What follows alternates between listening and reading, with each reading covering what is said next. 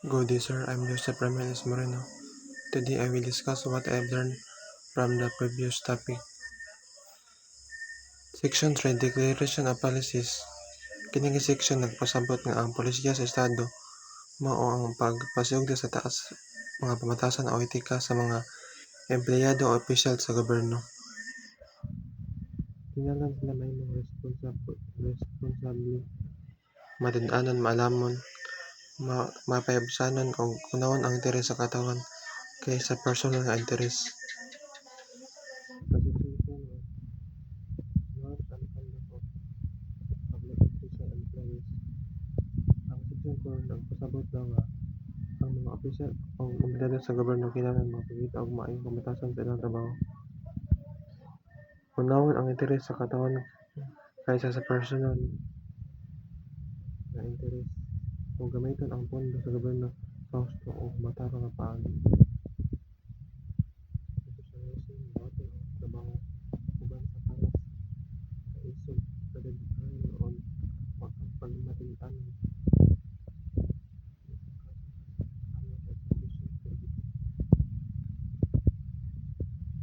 Section 6, 16 of incentives and rewards.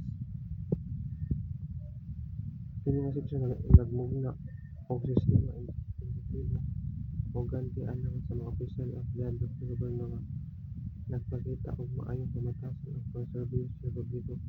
Kini aron magdasig ug ma-inspire ang kawani nga magpadayon sa taas pamatasan ug etika sa serbisyo. Kini nga komitiba mag-review og performance sa mga hatag ug pasidungog estudyante sa mga takos nga empleyado. Next is Section 14, Appropriation.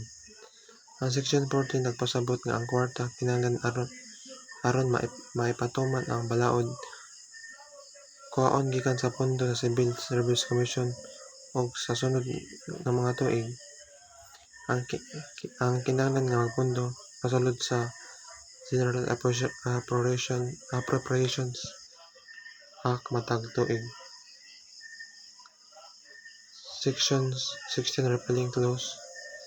Ang Section 16 nagpasabot nga tanan nga balaod o mando niini nga supak o dili uyon sa maong balaod kay wala na usbon gawas lang kung ang daang balaod maghatag og mas grabe nga sidot.